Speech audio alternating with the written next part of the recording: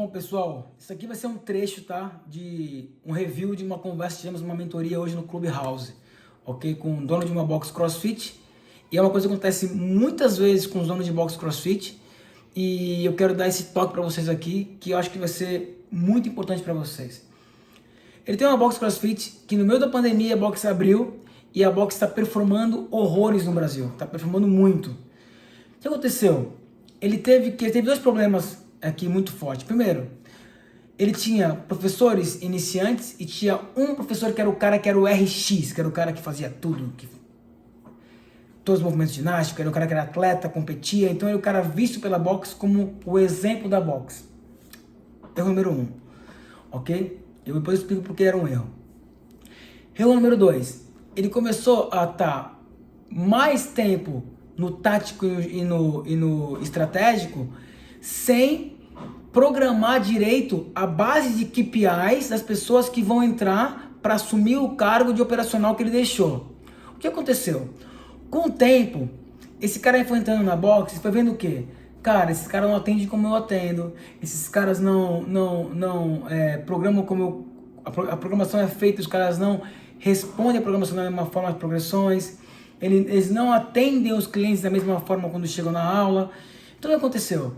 Cara, ele entra numa balança e desequilíbrio muito grande.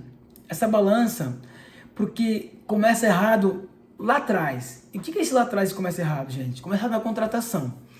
Então imagina, as pessoas às vezes querem o cara que veste a camisa e o cara que performe muito. O cara que desempenha na empresa, tanto com professores, tanto como vender produtos da empresa, como vestir a camisa. O que acontece? Esse cara que é muito engajado, ele tem que estar num ambiente de muito engajamento.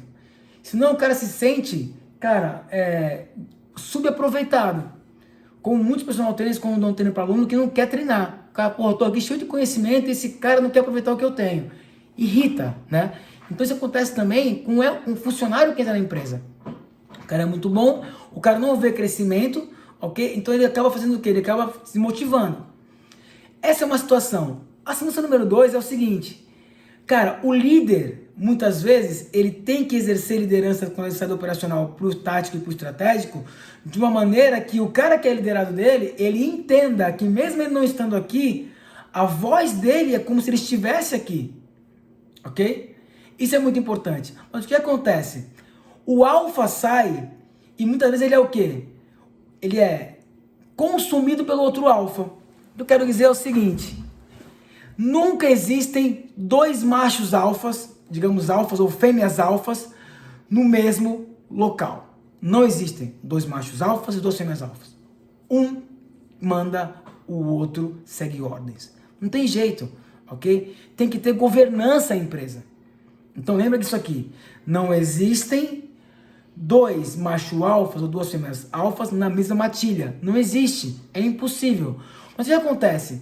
Quando o cara sai daqui para assumir, sem deixar a liderança dele bem vista, com o quê?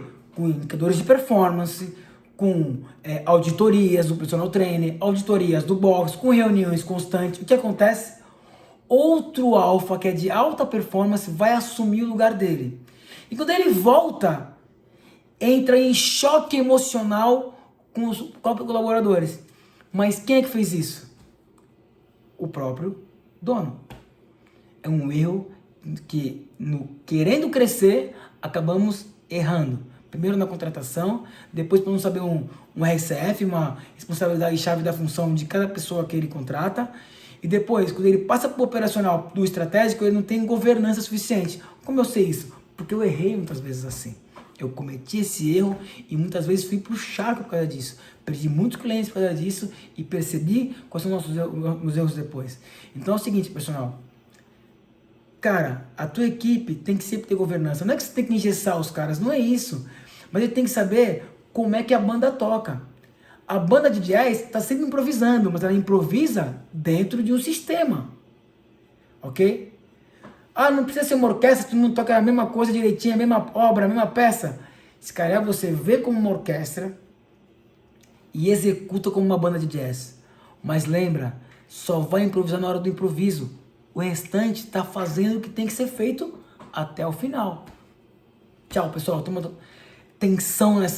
atenção nessa dica aqui, que é mesmo muito importante, tá? Vai lá.